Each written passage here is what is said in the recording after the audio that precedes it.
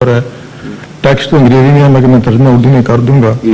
जैसे कि हम सब जानते हैं कि सारी की सारी जो दुनिया है वो सख्त बेकरार है और परेशान है इस वजह से कि जो सकलान है और मेजर पावर्स ये कोई एटमी हथियारों में कमी के बारे में कोई अंडरस्टैंडिंग पैदा नहीं कर सकी और ब्रिटिश मेडिकल एसोसिएशन ने बरतानवी हुकूमत को खबरदार किया है कि एटमी जंग की सूरत में सिर्फ लंदन में जहाँ के बेशुमार टीचिंग और नॉन टीचिंग हॉस्पिटल्स हैं और एम्बुलेंस सर्विसेज हैं और फायर ब्रिगेड हैं, तमाम की तमाम मेडिकल सर्विस मुअत्तल और मफलूज होकर रह जाएंगी और फिर जो ख़तरा है उसके नतीजे का सब आर्कटिक विंटर। और 1932 में आइंस्टाइन ने फ्रायड को ख़त लिखा था और उसमें उसे गिराव किया था कि लीग ऑफ नेशंस अपने फ़राइज़ की अदायगी में नाकामयाब हो रही थी, तो उसने ये कहा कि asked Freud for his opinion on why people engage in war. Is it possible to inquire that human beings have a lust for hatred and destruction? और फ्रायड ने ये जवाब दिया, you express astonishment at the fact that it is so easy to make men enthusiastic about a war and add your suspicion that there is something at work in them, an instinct for hatred and destruction which goes halfway to meet the efforts of warmongers. I can only express my entire agreement. We believe in an instinct of that kind and have in fact been occupied during the last few years in studying its manifestation. That instinct turns into the destructive instinct. It is directed outwards onto objects. The living creature preserves its own life, so to say, by destroying an extraneous one. So सवाल क्या है? सवाल ये है कि क्या ये इंसान की फितरत में है कि एक दूसरे को कत्ल करे, मारे, लड़ाई बड़ाई करे? ये था सवाल आइंस्टाइन का और फ्रायड ने कहा कि हाँ बिल्कुल यही बात है। हाँ बिल्कुल ठीक है, तो बिल्कुल सही है। अच्छा, तो कुरान मजीद इसका ये जवाब दो कि उन दोनों की तायद करता है। क्या कुरान मजीद इन दोनों आइंस्टाइन की भी तायद करता है, फ्रायड की, लेकिन वहाँ खड़ा नहीं हो जाता, अगली बात भी करता है। वो ये कहता है कुरान में हज़रत मसीह मौऊद अलैहिस्सलाम की किताब इस्लामी उसूल की फिलासफी आपने पढ़ी हुई होगी, मेरे ख्याल एक से ज्यादा मरतबा पढ़ी होगी, उसके बावजूद ये सवाल उठा किस तरह आपके दिमाग में? बेसिक इंस्टिंक्ट लाइफ की एक ही है, वो फोर्सेस जिनके जरिए खुदा ने एवोल्यूशन की हरकत दी है वो यही फोर्सेस हैं, लेकिन इन फोर्सेस को ऑर्गेनाइज किया है और उसके नतीजे में स्ट्रगल फॉर एग्जिस्टेंस शुरू हुई और एक लंबी जद्दोजहद के नतीजे में क्वालिटी बननी शुरू हुई। ये सारा मजमून कुरान करीम में मुख्तलिफ जगह बयान हुआ है। सवाल ये है कि इस इंस्टिंक्ट को कल्चर करने के लिए और इसको तहजीब के दायरे में बांधने के लिए भी नेचर ने कोई काम किया है कि नहीं? अगर वो बात ना बयान करें तो बिल्कुल अधूरा जवाब है, लेकिन जितना है वो सच्चा है, इसलिए उसके जवाब को मैं झूठा नहीं कह सकता, बिल्कुल सही जवाब है लेकिन मुकम्मल नहीं है। It is truth but not the whole truth, बल्कि बहुत ही पार्शियल ट्रूथ है जो दोनों ने एक दूसरे से पूछी और एक दूसरे को जवाब दे दिया।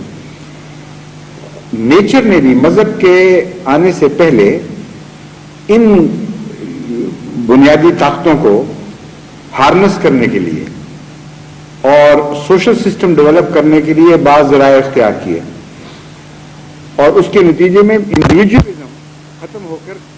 कम्युनलिज्म की तरफ जिंदगी में हरकत शुरू की। शेर में भी है लस्ट किल करने की, लेकिन अपने बच्चे को किल करने की लस्ट नहीं है। खुदगर्जी जानवरों में शदीद पाई जाती है, उसके बावजूद जानवरों में बाज माएँ अपनी आराम से कुर्बान कर देती हैं बेटे के लिए, बच्चों के लिए, और एक दूसरे के लिए भी करते हैं, कम्युनिटी के लिए भी करते हैं। आजकल जो रिसर्च हो रही हैं जानवरों की इंस्टिंक्ट्स पे, उनसे पता चलता है कि बाज़ जानवर जो सोशल माइंडेड हैं वो अपनी कम्युनिटी की खातिर कुर्बानी करते हैं और इसकी बहुत सारी मिसालें अब और ज्यादा अनर्थ हो रही है। पहले इस साइंस को नजरअंदाज किया गया था, आजकल बहुत रिसर्च इस पर हो रही है और साफ पता चलता है कि खुदा ताला ने मजहब के लिए इंसान को तैयार करने से बहुत पहले से इन इंस्टिंक्ट्स को, जिसको आपने लस्ट की इंस्टिंक्ट या किल करने की इंस्टिंक्ट है, इनको हार्नेस करने के लिए ऐसे जराए इख्तियार कर लिए कुदरत में جس کے نتیجے میں جانور عدم تہذیب سے تہذیب کی طرف حرکت کرنے لگا اور انڈیویجولزم سے سوشل پیٹرن کی طرف متحرک ہوا، یہاں تک کہ باشعور اور بھی کئی فیکٹرز ہیں، میں اس پر تفصیل سے بحث نہیں کرنا چاہتا، تو بڑا لمبا مضمون ہے، لیکن جب آدم کی سٹیج پر پہنچا ہے، ہومو سیپین پہلا بنا، پھر اس کو بڑے لمبے دور سے تربیت کے گزارا ہے، اور جب وہ انسان پیدا ہوا جو اس قابل ہو گیا تھا کہ خدا تعالیٰ کی طرف سے تعلیم کو قبول کر لے، تو تعلیم کے ذریعے اس کی ساری انسٹنکٹس کو کلچر کر دیا، باندھ دیا، مورالٹی کا نظام اس کو عطا کر دیا. تو یہ سارا بیان جو ہے وہ اس بیان میں تو نہیں آیا جو آپ نے کہا کہ فرائڈ نے اس کو جواب دیا.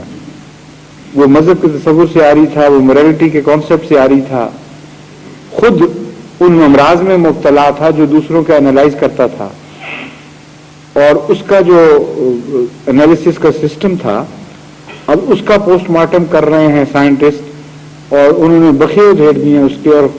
موجودہ جو ٹرینڈز ہیں اس میں اس کا مثلا ڈریم کا جو سسٹم تھا کہ ڈریم کیوں دیکھتا ہے یہ سب کچھ، اس کے اوپر ماڈرن سائنسز نے اس پہ تجربے کیے اور کلیتاً اس کو بے بنیاد قرار دیا ہے. اس کی باتوں کو کلیتاً نہیں کیا تو بعض جگہ پارشلی بے بنیاد قرار دیا، بعض جگہ سائنسدان ماڈرن سائیکالوجسٹ نے یہ اسٹیبلش کر دیا ہے کہ وہ کیونکہ خود ڈیزیز، اگر وہ ڈیزیز ہے تو خود ڈیزیز تھا، اس لیے اس نے اسی قسم کا ایک تصور باندھا ہے، حالانکہ سائنٹیفک ایکسپیریمنٹس نے ان باتوں کو غلط دکھا دیا ہے. تو فرائڈ کا تو حوالہ بالکل بےمانی ہے اس کانٹیکسٹ میں، is a matter of history now. Modern psychology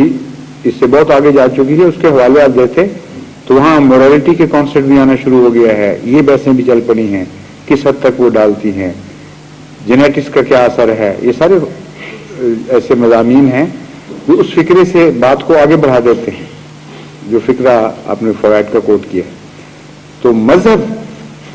جو مورالٹی پیش کرتا ہے اور اس کی فلسفی بیان کرتا ہے، اس کو اگر نظر انداز کر دے گی کوئی قوم تو اس حصے سے نہیں بچ سکے گی جو نیکڈ بیسٹلی انسٹنکٹس ہیں، اور اس کو نگیٹ نہیں کر سکتا انسان، اس کو ہارنس کر سکتا ہے. اس لیے جب بھی مجھ سے سوال ہوتا ہے جنگ کے متعلق، میں ان کو کہتا ہوں میرے نزدیک تم اوائڈ کر ہی نہیں سکتے، اس کو ناممکن ہے، جتنی مرضی سالٹ ٹاکس ہوں، جو مرضی آپس میں اگریمنٹ کر لے، کیونکہ مذہب نے جو بیسک ایبسولوٹ مورالٹیز کے کانسیپٹس تمہیں دیے تھے تم ان کو چھوڑ چکے ہو،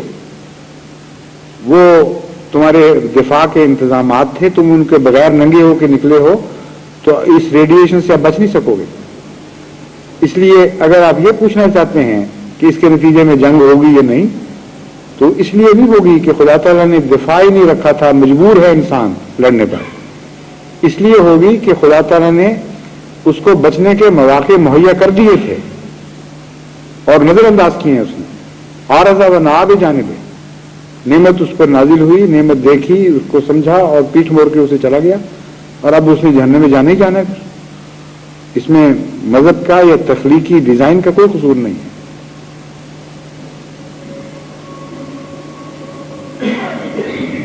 ہمارے اشرف صاحب.